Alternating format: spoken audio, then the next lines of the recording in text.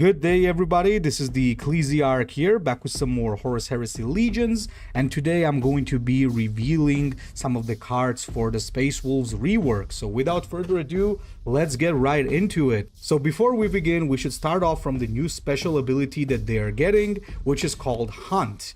Now this is a very simple thing, it's trigger an effect after attacking if the target survives. So this is like Savage, it means that it's going to trigger even if your unit died while attacking. However, it's a little bit weaker because the target has to survive, meaning it will not trigger if you removed the enemy unit by attacking. However, you can also trigger this off the enemy warlord, so I guess it encourages the aggressive playstyle going face, just like Space Wolves used to be.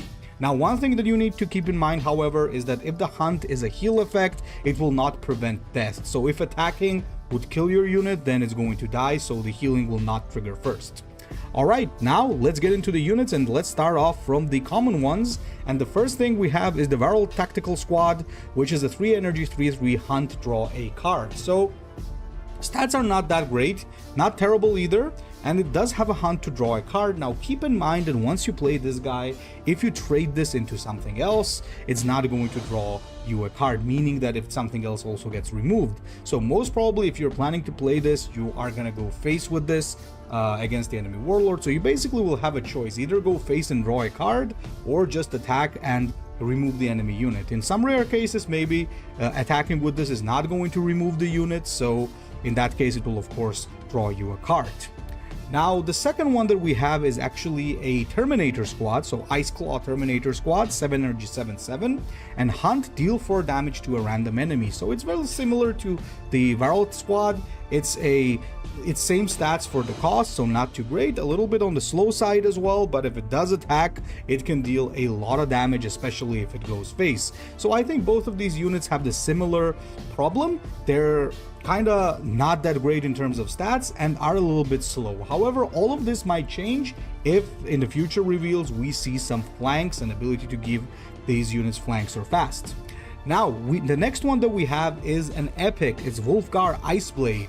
So Wolfgar Iceblade has the same situation, 4 energy 4/4, so apparently this is the thing with Space Wolves now, same stats as with cost, but this guy comes with a ward, so it's going to be harder to remove, and if it does survive, it can trigger the hunt, which is put in play a Baldur Squad, which is a 2 energy 2/3, and it has a hunt to deal 2 damage to a random enemy. So this can be quite menacing, especially if we still maintain things like the Curse of the Wolfen, for example, like something similar, because this guy can keep summoning like more and more units, which are going to deal a lot of damage. So this is going to be quite a menace, possibly.